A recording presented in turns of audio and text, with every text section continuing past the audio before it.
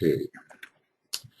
Hi, everybody. I'm trying a different microphone here. I hope this is going to work well. This is our 29th Esoteric Astrology Adventure, and today is still the 25th of July. We've been talking here about considering the dualities in terms of the constellation and its sign opposite, and DK is telling us how we're going to do that. We're going to take up the points in the following manner, he says, from the standpoint of commencement of Aries. So we're going to consider the way the two modes of either progressing or regressing around the wheel, and how that means the different ways of responding to the potentialities of the signs of the zodiac.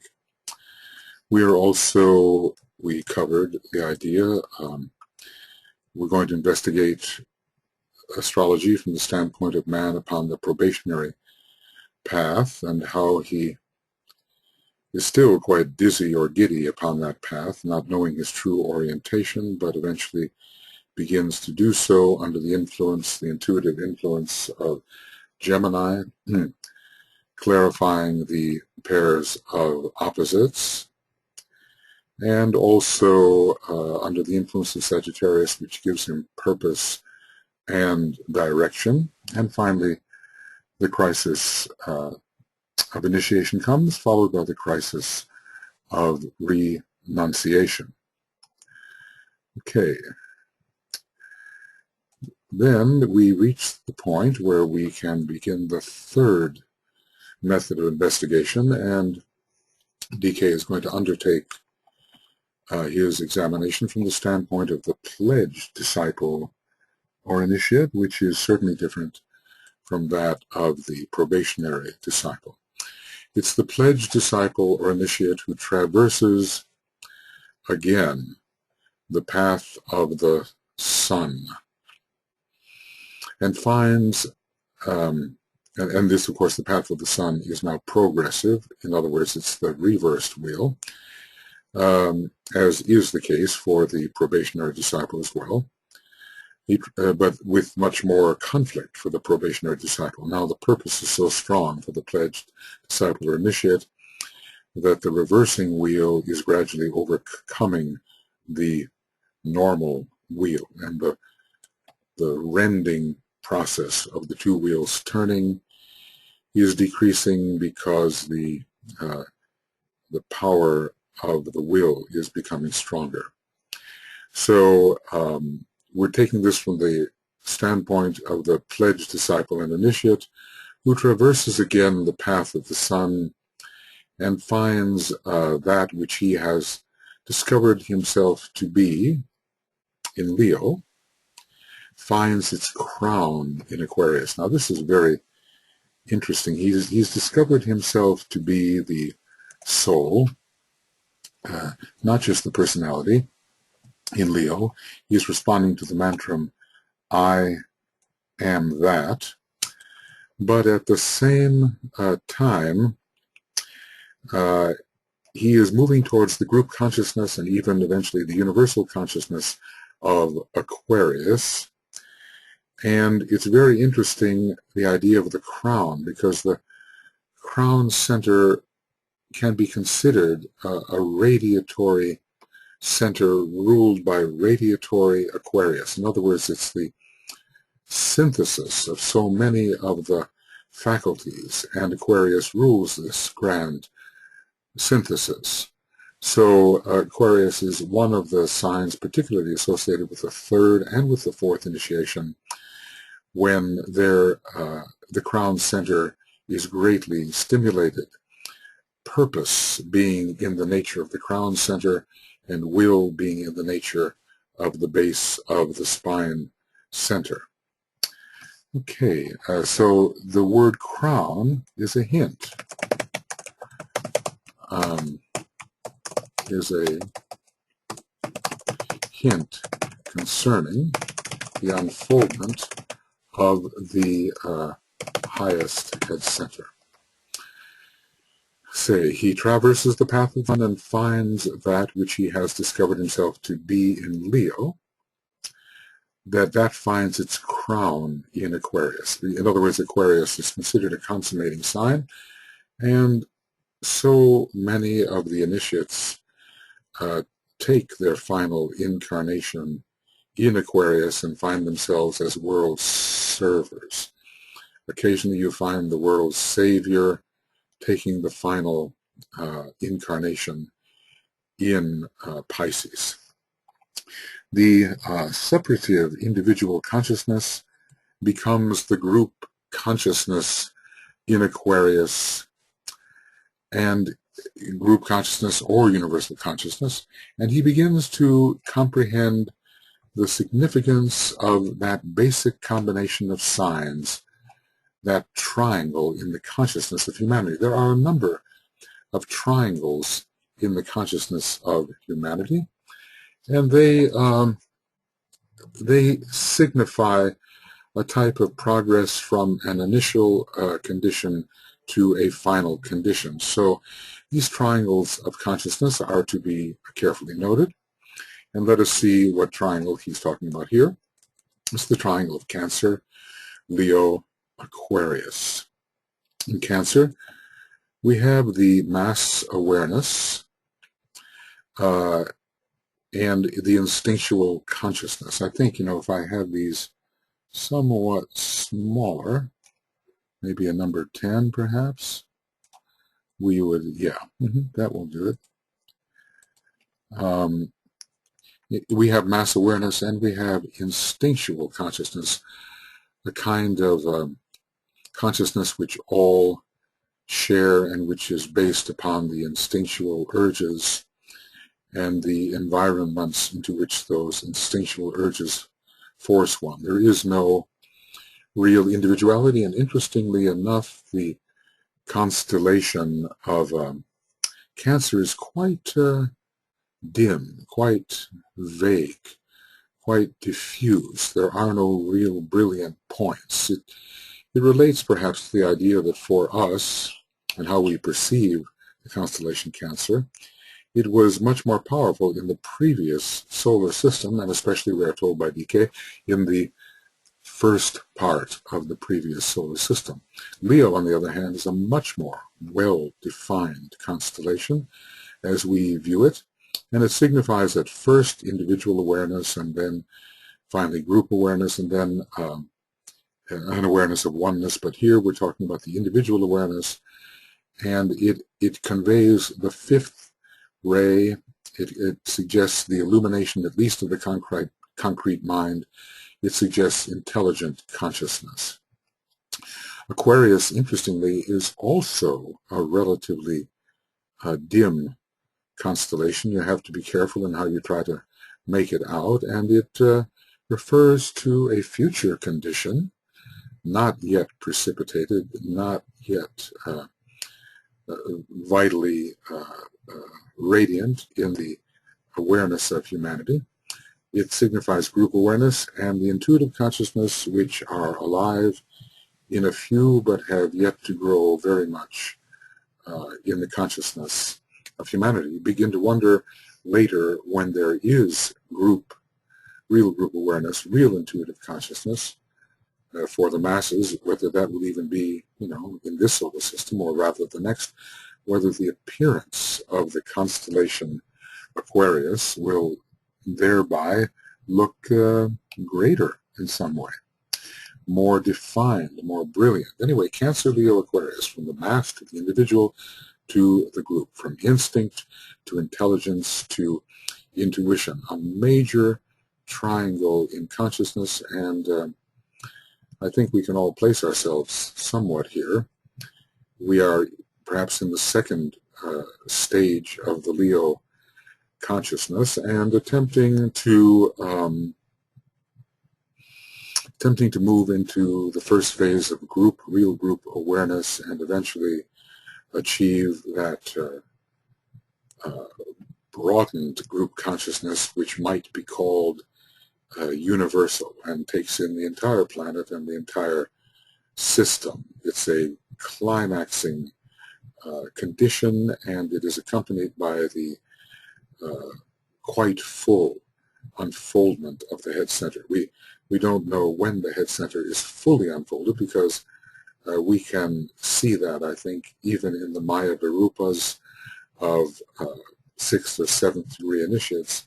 If one unfolds a Maya Virupa, then the chakras will also be part of it, and the unfoldments of those higher chakras may well progress. Then, from the standpoint of achievement in Capricorn, you always reach some pinnacle in Capricorn at whatever level you may be operating. It can be the pinnacle of personality achievement, of soul achievement, or even spiritual, spirit achievement. From the standpoint of achievement in Capricorn, he works for several lives around the zodiacal path, descending into the sea of mass consciousness. He's still on the reversed wheel, going forward, as it were. That means to respond powerfully to the higher potentials of the sign. That's what progressing on the zodiacal wheel means.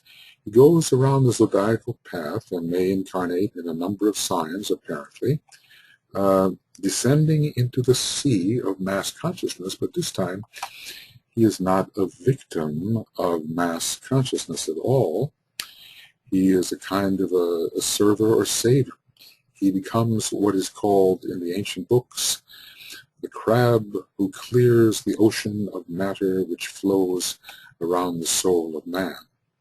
So he becomes a scavenger in a way, and he is removing the matter which somehow inhibits the radiance of the soul. It's a cleaning operation, a scavenging operation, and the claws then have a different meaning, don't they?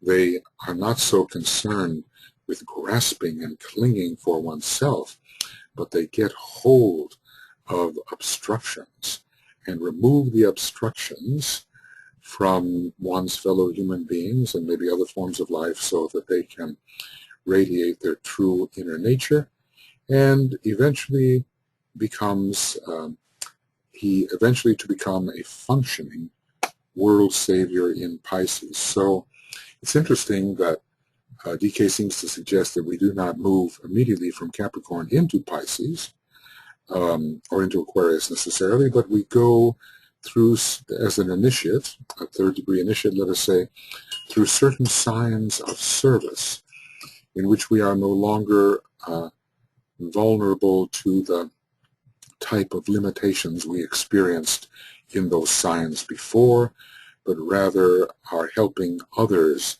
avoid susceptibility to those kinds of limitations. Help is always available. Okay. He descends into the world of men to save mankind and further the plan. And if we succeed in furthering the plan, there will always be the result that a type of salvation has taken place, because the plan indeed saves. If we have the will and courage and intelligence and love to follow and express the plan, we will bring salvation, at least strong service with that expression. He is then the fish who swims free in the ocean of matter.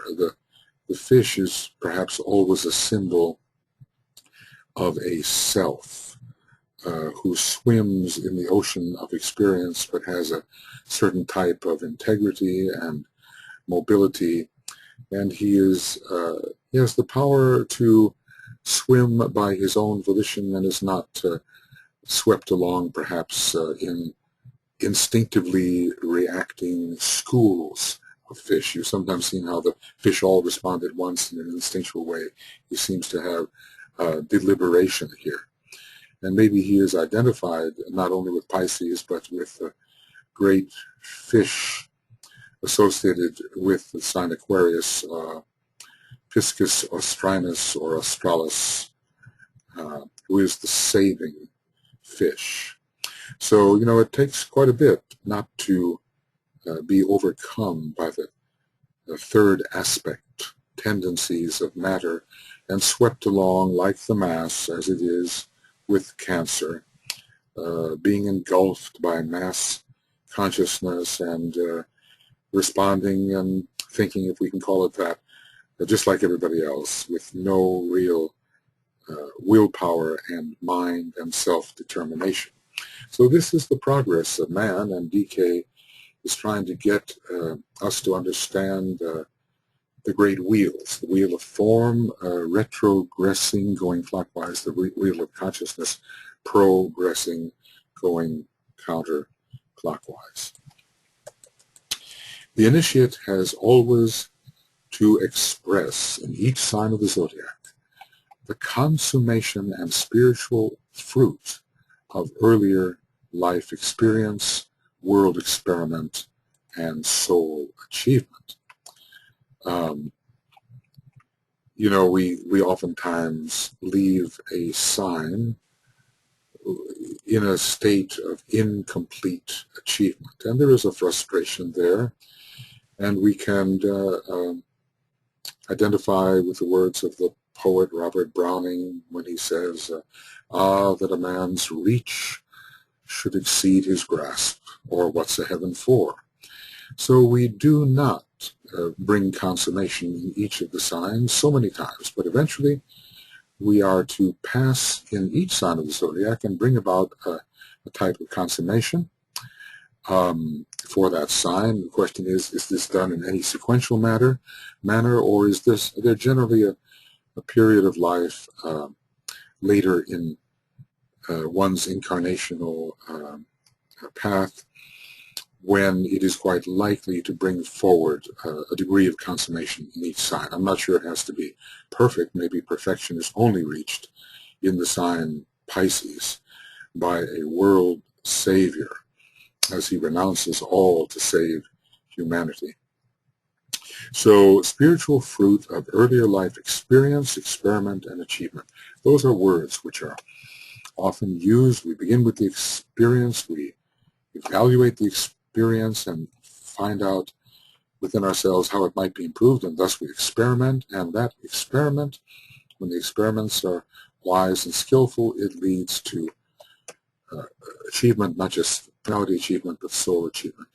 Selfishness, which is what we do experience so often in the various signs, has ever to be translated into living, active service. Well, the three aspects of divinity are found right there. The life aspect is found in living. Activity is the third aspect. Service is the second aspect. Living, active service, and desire has to demonstrate its transmutation into in the purity of spiritual aspiration for identification with the will of God. So the progress there is desire, aspiration, identification. First, we must aspire to identification with the will of God before we will be in a sufficient condition of receptivity to be impressed by it and have the fortitude, the single-mindedness to carry it out. Anyway, there's a great destiny that lies before all of us. At times, we may feel overwhelmed by various kinds of circumstances, and it may seem as if we will never get there, thinking about time in some sequential manner. But perhaps if we were capable of grasping something of the eternal now, we would find ourselves more optimistic about reaching our goal of identification, especially on this planet, on the path of Earth.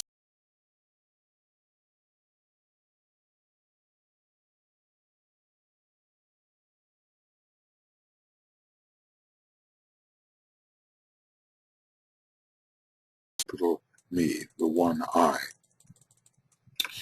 DK goes on, there are 2 points which must be dealt with in order to enable you to study with certain definite ideas clearly formulated in your minds. He's trying to build in a certain structure of thought here so we can study successfully without being overwhelmed by a lot of new information. Of course, I realize I'm speaking to quite a few of you who have experience with this book and who are not new to astrology and who have spent even years in the Esoteric Astrology book. And that's, partially why I'm not going through it in a strictly linear manner, but I'm trying to ramify and bring in certain connections which will place this book within the sphere of knowledge that has been given by Master DK, a great sphere, and finding the place of astrology within that sphere by drawing or offering many links to other parts of that sphere of knowledge which he has offered. I've hinted at these ideas, hinted at them in some of my earlier books, but it will be of service to refer to them again and to expand the ideas somewhat, because after all, we do forget, don't we? I mean, what does seem vivid at one point may be, even if it was marvelously vivid, may fade and need to be revived. I would have you carry them in your minds as you read and study. I have frequently referred to the fact that the entire science of astrology is based upon a non-existent condition. We've talked about this from the very beginning of the book. All is illusion, O dweller in the shadows. Even the universe is illusion. So much of what we perceive with our present faculties of consciousness is not the inner reality at all. But there is enough to perceive within the outer actuality to give us a method of approaching the inner reality. So anyway, it has no basis in material fact, and yet is eternally based on truth. And this is one of those great paradoxes. I think he's going to say something quite important here.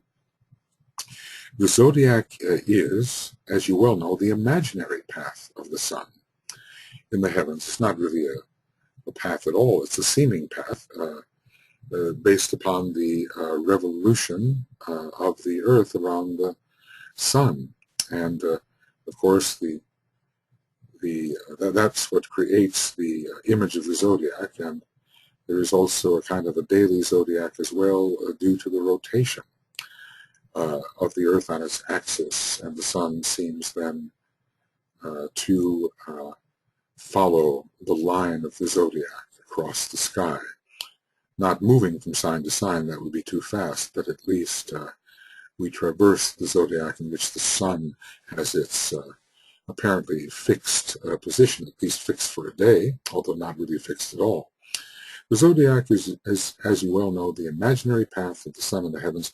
It is therefore largely an illusion, but the constellations of this zodiac, the constellations through which the sun appears to pass, they are very real in a way, and they have their own definite qualities which we must learn to absorb, appropriate, assimilate, and express. It is therefore largely an illusion from the exoteric point of view, because, after all, the sun is not really passing through those constellations at all. There's kind of an alignment with the constellations. Okay. But at the same time, the constellations exist, and the streams of energy which pass and repass, intermingle and interlock, join each other, cross each other, reinforce each other, interfere with each other. The streams of energy from the constellations intermingle and interlock throughout the body of space, and they are by no means illusions, but definitely express eternal relationships Well, certainly relationships that persist for a long time, because, you know, when we look at the stars in the heavens, they are constantly changing positions, and each of them has its own proper motion, and the configurations which we see at this time are not the configurations which will be seen at a later point in cosmic history and so forth. But they do have long-lasting relationships as far as the time cycles on our Earth may go. It is the misuse of the various energies which has created the illusion. And that's a very interesting idea, because we do wonder whether the misuse of the energies has led to a kind of thickening of the consciousness of humanity. Maybe they could see much more before. Maybe all that we can see now is the barest fragment of what is really transpiring interiorly. Madame Blavatsky talked quite a bit about how consciousness of the inner worlds was lost during the later Atlantean age and during the Aryan age. So we do not see the reality behind the illusion, and our powers of perception have been much dimmed, and perhaps this creates the illusion. Anyway, we must learn to rightly use the passing and repassing, crossing, intermingling energies. This illusory path is consequently as much a reality to humanity today as are the personal illusions of any individual. And let's just call these basic misinterpretations. Human beings are very sure of the reality of their interpretations, but a wider and greater consciousness will point out the errors of their assumptions, their concepts, their conclusions, and how they perceive realities.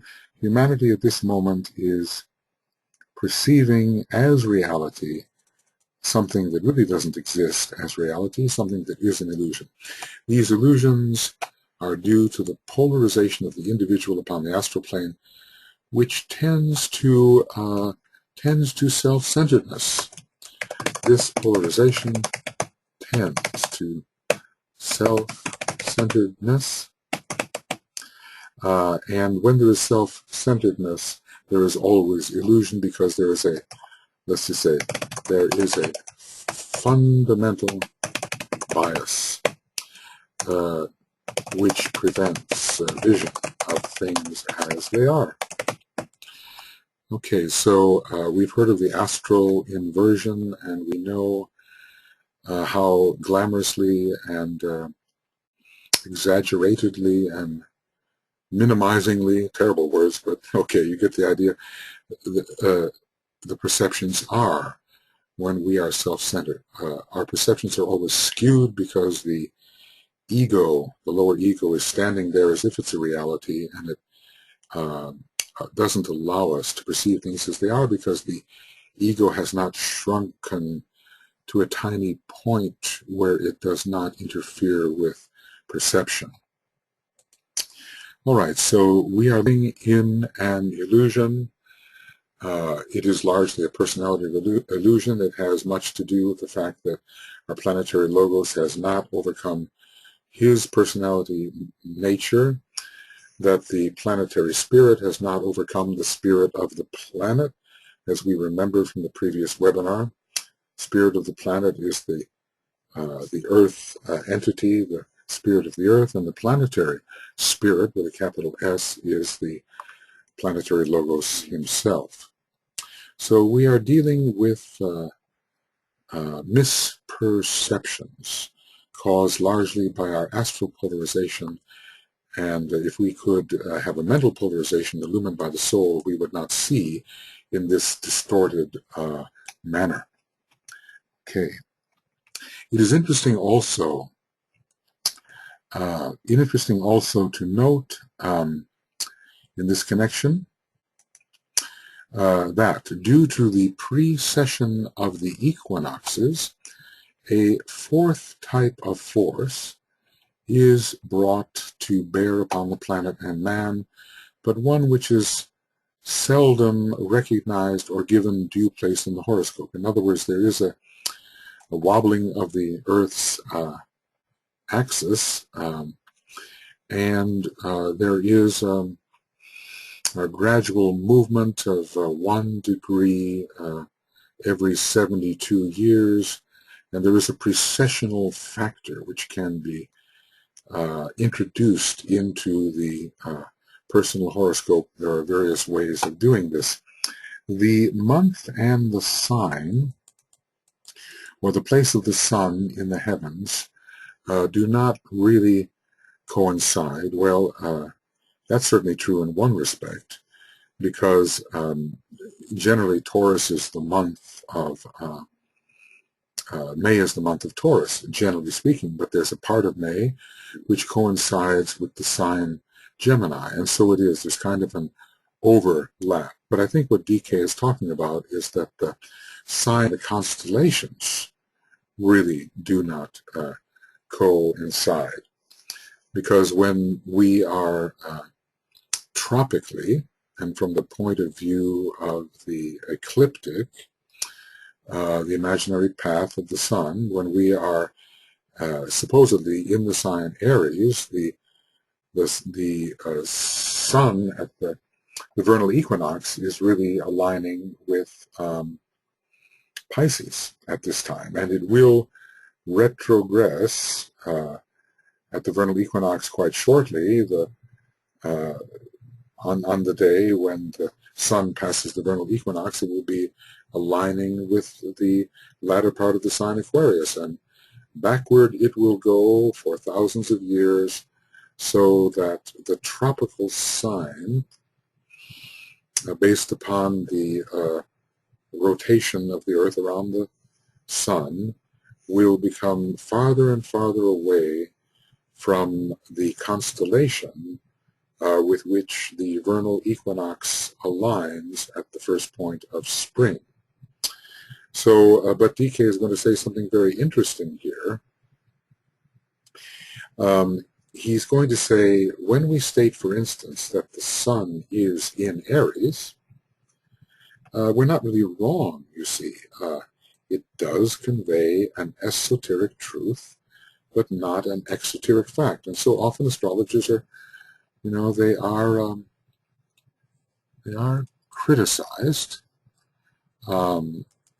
They are criticized by scientists for the fact that the sun, when it's in Aries, as the astrologers say it is really aligning with the constellation Pisces. So they say, well, you have your perceptions entirely wrong. What you say does not correspond with the facts. But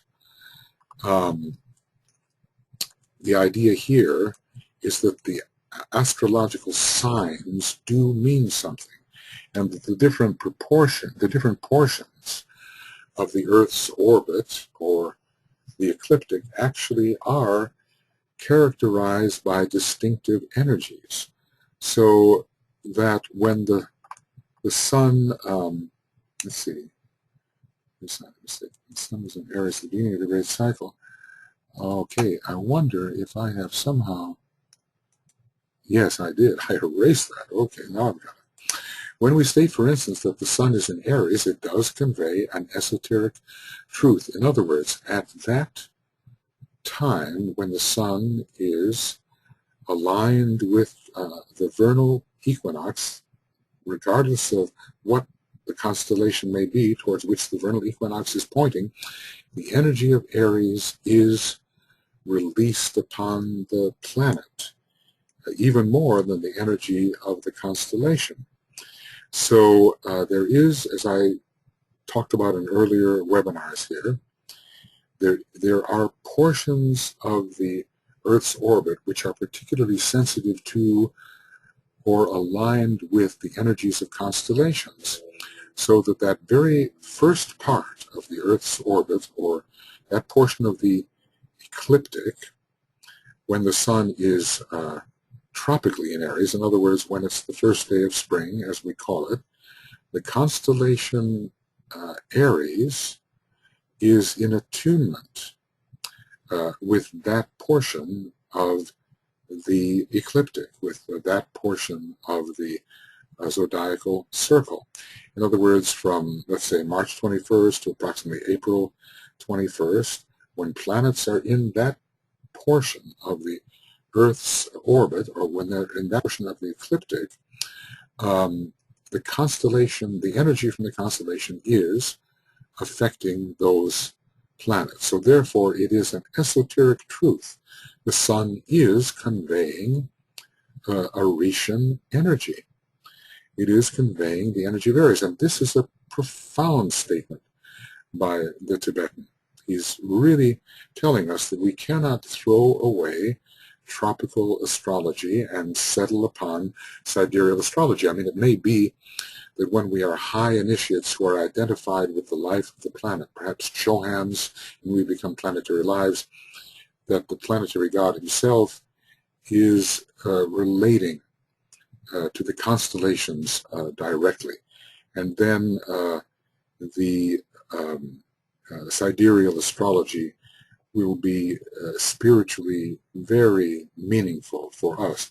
But if you study the form of various types of life, and let's just say the form of a human being, you will see that the form of human beings is much affected by the tropical sign, as that sign receives the energy of the constellation, regardless of where that constellation may be. There'll come a time 10,000 years ago when the sun is in Aries, the background of it may be Scorpio, the constellation Scorpio, or something like that, or Libra. I'll calculate that out exactly, but you get the idea. The vernal equinox will be aligned with a completely different constellation, and yet the sun will esoterically be in Aries. And the energy of the constellation Aries will come through at that time when the sun is crossing the vernal equinox, and for approximately a month following that. So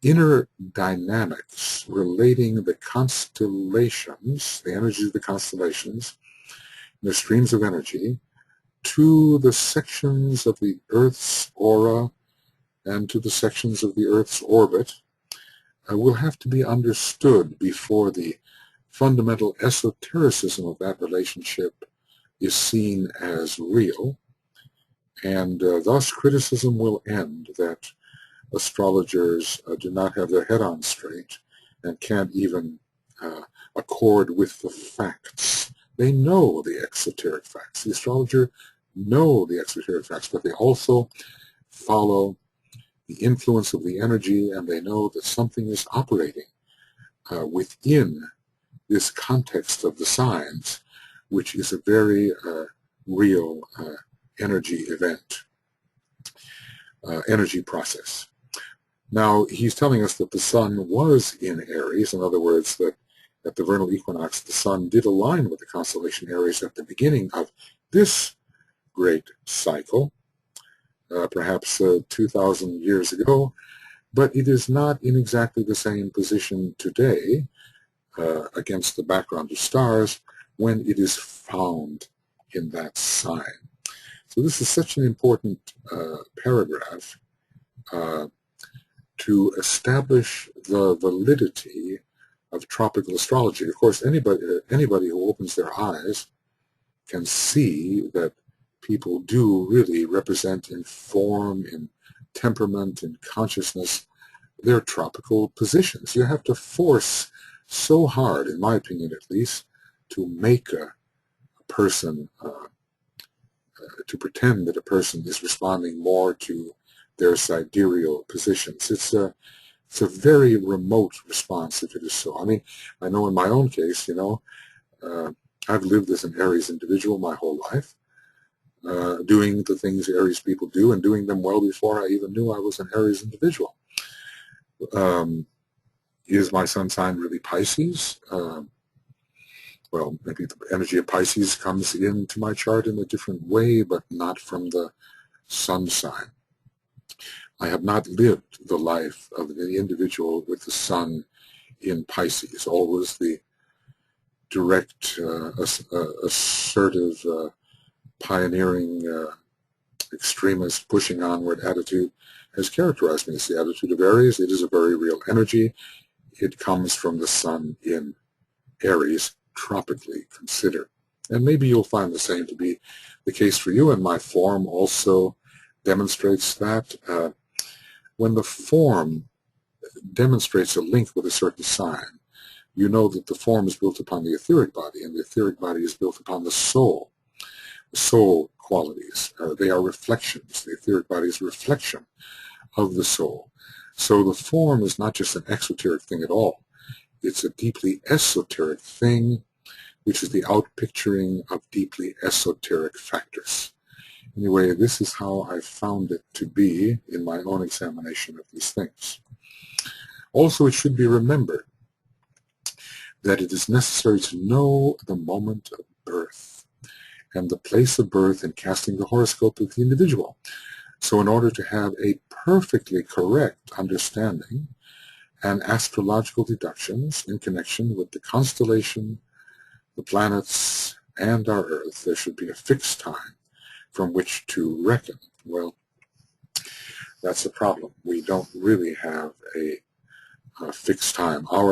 Maybe he's hinting at the idea that our time and our calendar is only relatively correct. But within that relativity, we are also supposed to have as perfectly accurate a time as we possibly can. At least we need to know the moment of birth. Now, lately they're taking more care in recording these things, even though hospital clocks can be notoriously discrepant. You just ask individuals what time they watch a show. They'll show a 2 or 3 minute range, and those 2 or 3 minutes can mean 2 or 3 years by certain methods of directing.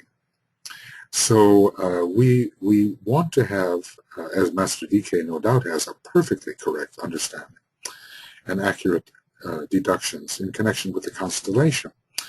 Now, that means that we really need to know the point at which 0 degrees of Aries occurs relative to the constellations themselves and not to the vernal equinox. Constellations are of unequal size.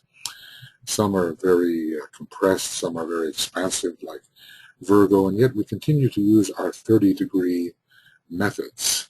And there does seem to be some accuracy in allotting 30 degrees per sign, regardless of the exoteric extension of these constellations. There should be a fixed time from which to reckon. That fixed time, says the Tibetan, is as yet unknown in exoteric astrology, though the hierarchy possesses the needed information and it will be made available when the right time comes, presumably when such knowledge can be constructively used. I mean, we need to know the exact moment when the Earth is entering a specific age. Now, actually, the Tibetan has given that to us. He's given us a couple of points from which the mathematically astute astrologers can reason. He's given us the year 2117 for the alignment of the vernal equinox with the end, presumably, of the 30th degree, or with the 30th degree of Aquarius. In other words, with the very end of Pisces, the very beginning of Aquarius. He's also given us a figure for the moment when individualization occurred, perhaps using those two figures, and I have known some esotericists who have reckoned from at least one of those figures. We can get our fixed point and put all temporally into the proper relations. That fixed time is as yet unknown to exoteric astrology, and therefore perhaps all of our times are uncertain, even as we may not know the true A, the note A. What is the true vibration of A, as the hierarchy understands it, which would allow us to understand the true vibration of all the other notes. That is another one of those fixed points that we need. Nor do we necessarily know the frequency of the true indigo, the true green. There's a whole range of greens and of indigo-related colors, but we don't know the frequency which the hierarchy considers to be the central point of that color. So we're lacking many specificities which the incoming of the fifth ray will give us. It's going to be very powerful in the age of Aquarius and will allow us to have certain points, certain frequencies from which we can reckon and thereby lay out an accurate picture of relationships between notes, colors, and dates. It will be made available at the right time. It is the knowledge of this inner information which constitutes the basis of the statements which I have made or will make. Well, DK is saying, look, I have this information, and as a result, to me, astrology appears in a certain way, and I have to tell you how astrology appears according to the perception of one who has information that you do not have. Okay. So this will seem, he says, the statements which I have made or will make, which will seem revolutionary to the Orthodox investigator. Not only revolutionary, but probably highly inaccurate and unwelcome. It took a long time before various astrological organizations were willing to even hear about the idea of alternative rulers and esoteric and hierarchical, and about the fundamental ideas of esoteric astrology, although it does seem to be coming along now. There has to be a constant rectification. There is a specifically astrological word, which means an adjustment leading to precise accuracy. We often try to rectify charts. We do this through available evidence and timing and the like, and some people accurately use pendulums and other sort of intuitive methods to get the feel of the exact moment of birth. Some of them are very successful. I've tested them out myself. I've tested out some of their conclusions, and I found some of them are remarkably successful. So there is a kind of intuitive method of rectification, but I always think it should be counter-checked as well. There has to be a constant rectification of the earlier conclusions of humanity, laboring under illusion and astral centralization. And of this, the outstanding instance is the statement in the Bible, was it by Bishop Ussher, something, that the prime date of creation is at 4004 BC, and by the way, at 9 o'clock in the morning. I think it was an Irish bishop, a very logical and quasi-scientific man, and he, based upon the infallibility of the Bible and what was said, this is the date he determined. And good, sincere people believed in it for a long time, and some still do. This is recognized as an error by modern science, an absolute understatement, but it is still believed by many. Yes, even this was written 80 years ago, and in our day and age, it is still believed.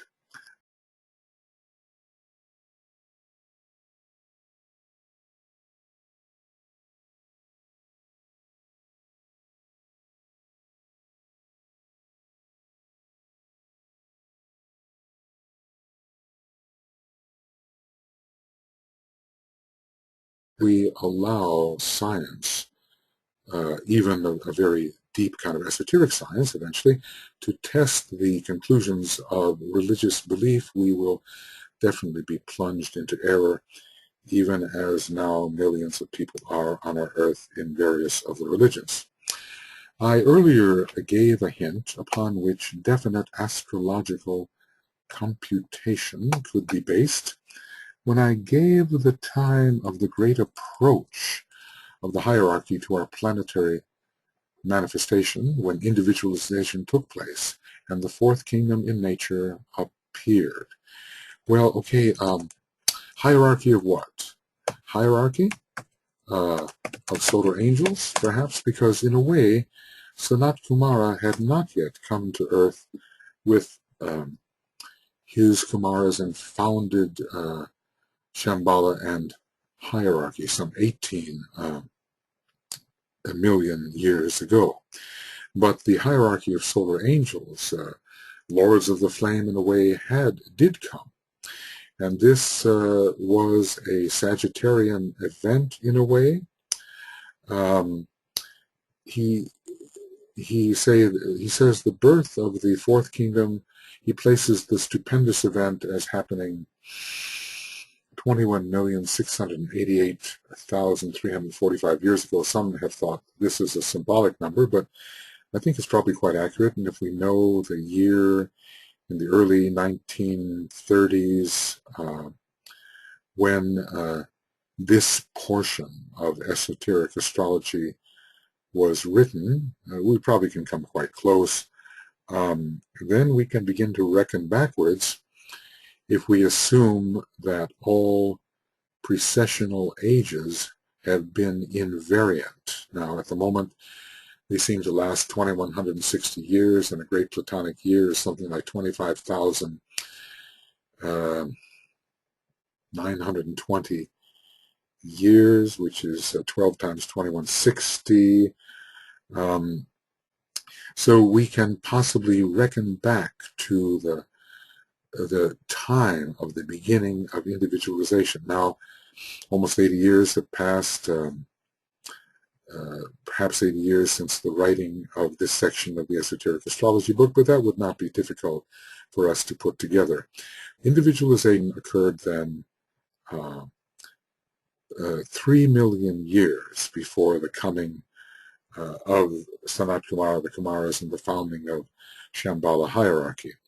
He says at that time the sun was in Leo. Now, there is another question. Do we mean the sun was in Leo in terms of a lesser precessional age of 2,160 years, or can we say that a greater precessional age of Leo was involved and 25,000 years were necessitated? Usually when we say the sun was in Leo, we mean that there is not the month per se, but that there was an alignment with an age of Leo. It would take a while. If he was narrowing this down to the month, I think that would be extraordinary. The sun was in Leo. Okay. Let's look at this. We're getting there now. What I tend to think is that the sun at the vernal equinox was aligned with Leo. It seems unlikely that we're just dealing with the month as a beginning period. The process then initiated upon the physical plane.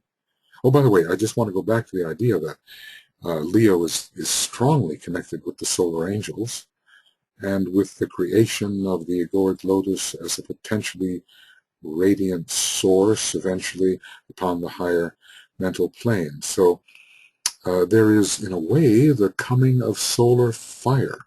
I think we can see the relationship between solar fire and the sun in Leo. So that that spark of mind, which was not only a spark of mind, but a spark of love and a spark of will, was implanted in animal man, destined for a radiant future at the time when the sun was in Leo, and the egoic lotus, which would eventually be a radiant golden lotus, was implanted upon the higher mental plane when the sun was in Leo. It all seems to correspond.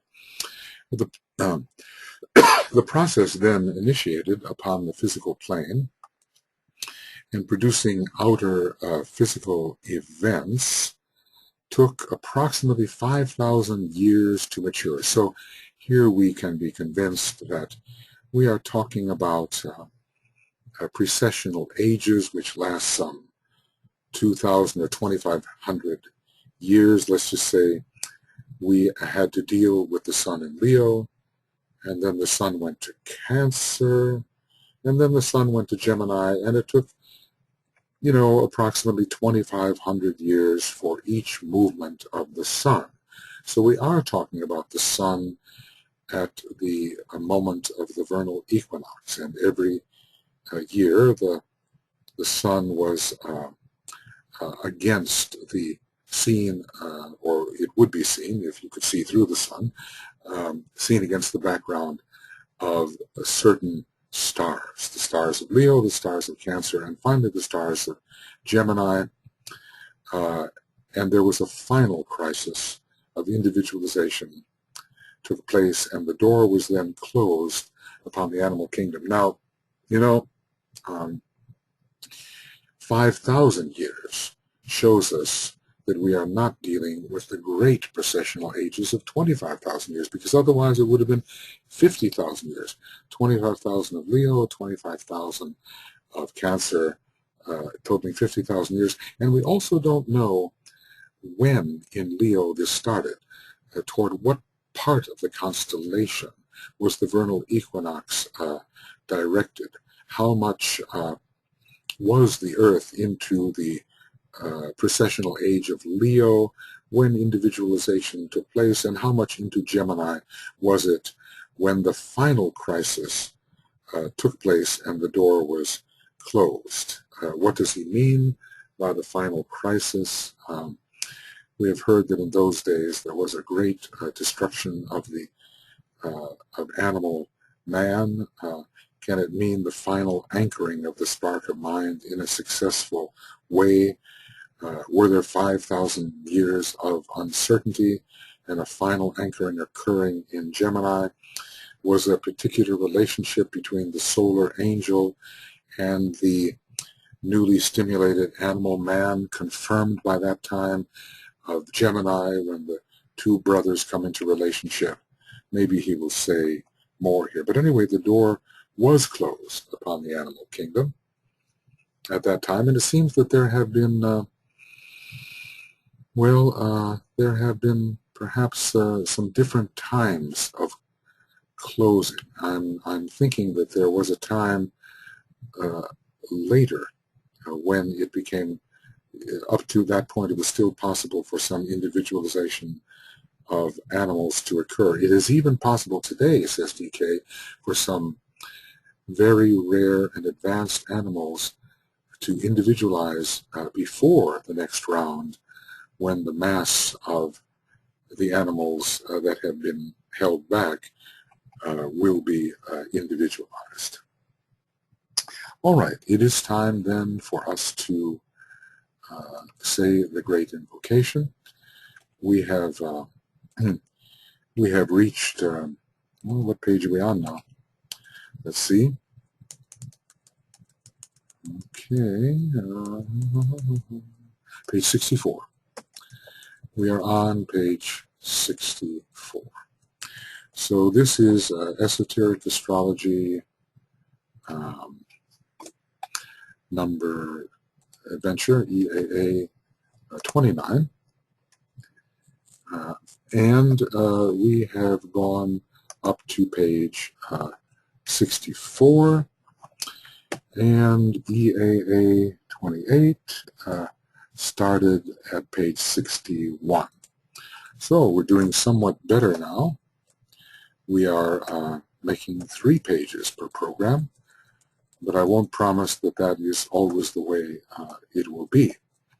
So EA 29 from page 61 to 64.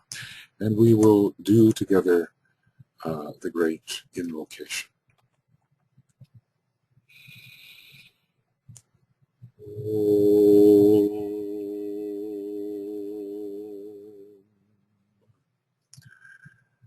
From the point of light within the mind of God, let light stream forth into the minds of men.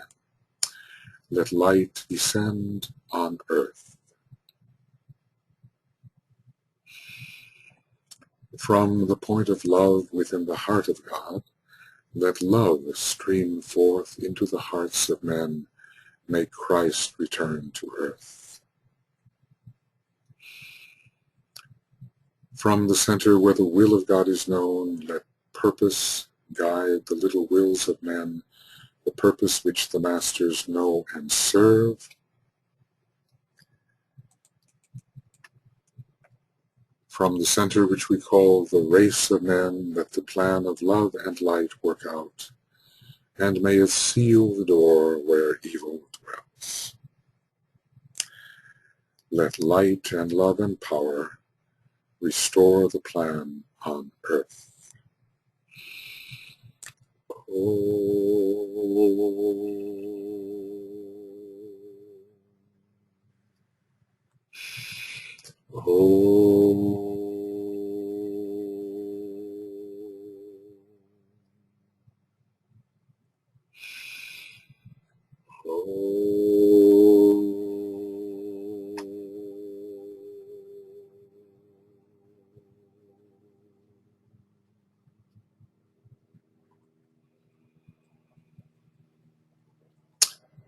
Okay, friends, our next Esoteric Astrology Adventure then will continue on page 64, and we will carry on. We are 2/3 of the way through the introduction. There's a lot to study, many ramifying ideas, many implications, many speculations possible, many generalities, and more specifics to come in the future. Okay, we'll see you next time.